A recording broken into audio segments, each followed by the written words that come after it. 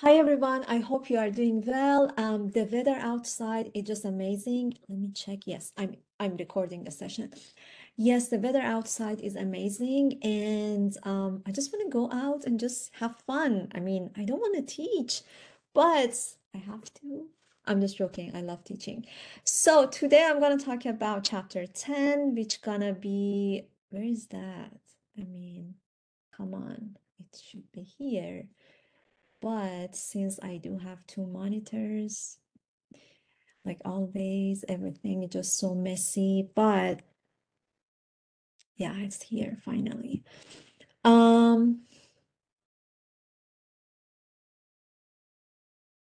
so chapter 10. In chapter 10, we're gonna talk about management of pain and discomfort. We don't like pain at all, right? But the chapter outline is about the elusive nature of pain, clinical issues in pain management, pain control techniques. I mean, how you can just control pain. I mean, it's crazy. No one likes pain. Pain management program. Okay, my goodness. We're gonna talk a lot today. But first of all, we have to just talk about significance of pain.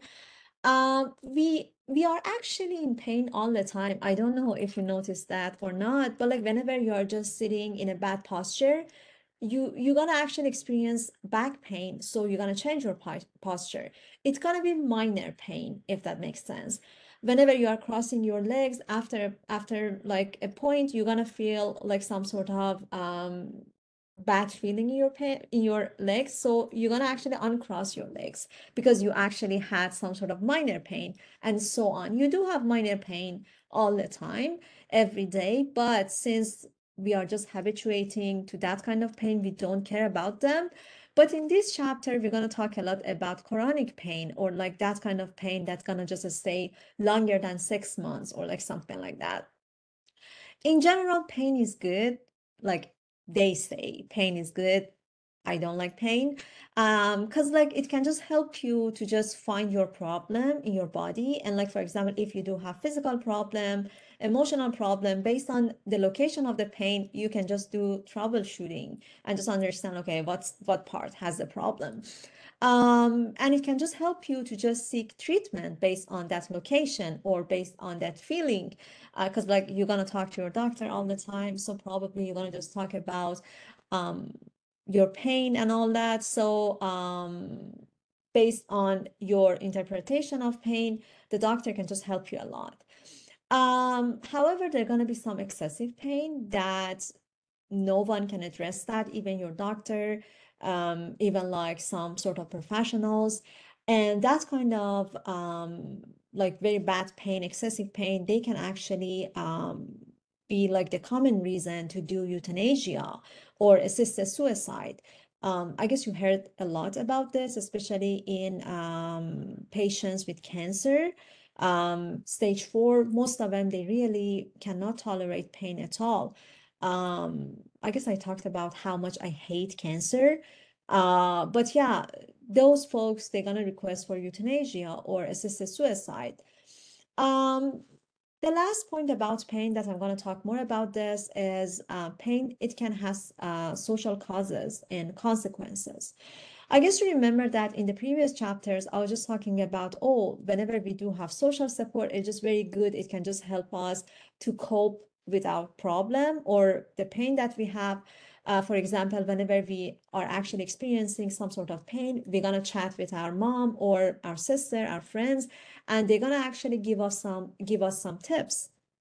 But the point here is it is very good to have social support, but on the other hand, it can actually bring some sort of problems because that kind of support can negatively reinforcing us to just complain more and more and just address every sort of problem in our body. So basically 24/7 we are looking for different symptoms because like unconsciously we're gonna just probably interact with our system, like the social support that we have, and it's going to bring us some sort of negative consequences as well. So social support is good, but it can bring us some sort of negative consequences as well. Just keep that in your mind. Elusive nature of pain. It is like just basically here we're going to talk about how the degree of the pain can depend on different elements. For example, the way you're going to interpret your pain, it can help you to seek treatment, because like if you cannot, I mean, if you could not verbalize your pain, how your doctor could just address that, even though the doctor would be just super nice, still if you cannot actually verbalize whatever you are just suffering, the doctor cannot help you at all.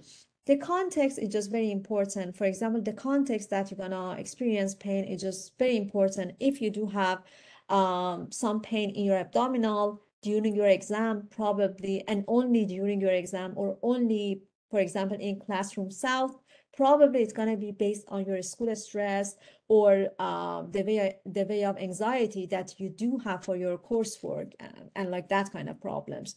Probably you don't like your professors, or probably you don't like your progress at school, so that's why you are just suffering a lot at that specific classroom, at that specific moment, which is going to be your exam. So the context is just very important.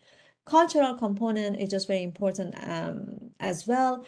It seems like members of some specific cultures, um, let's just put it that way, they're going to be more dramatic. In, I know like your book actually explained that in a different way, but like some cultures, they are just very dramatic when it comes to pain. They're going to exaggerate a lot.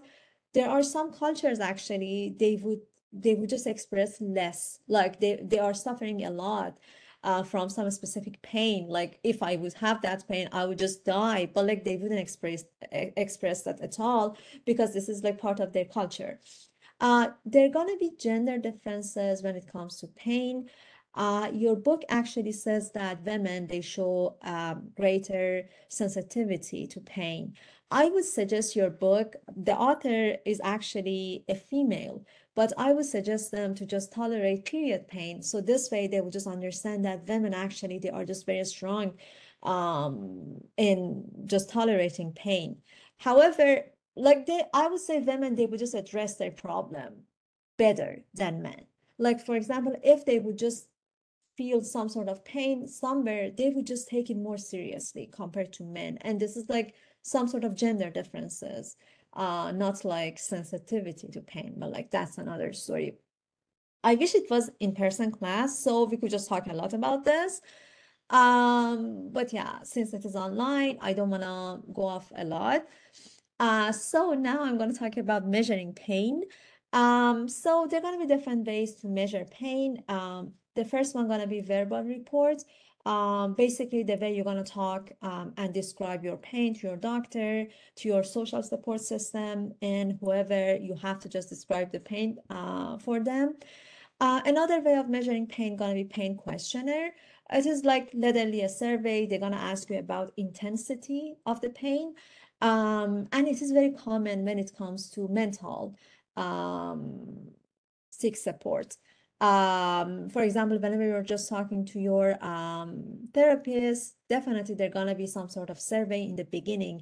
They would just ask you, oh, how anxious you are now, how anxious you have been during the, for example, past 2 weeks. Like there are gonna be a lot of Likert way of questions asking you based on, for example, different criteria. Like I do have like a lot of pain, or I have like a little, neutral, based on like Likert scale. They're gonna ask you like questions to just describe your pain.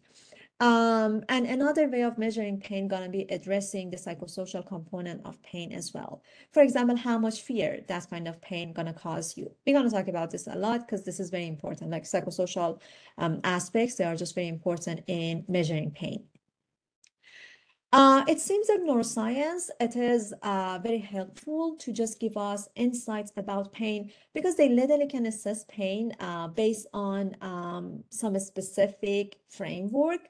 And the way they're gonna actually assess that can just help us to just understand whether like the intensity of pain is real or not. Because like some people, they can be dramatic whenever they are just verbalizing their pain, but neuroscience actually can just help us a lot based on different criteria, based on the physiology of pain, based on the psychosocial problems.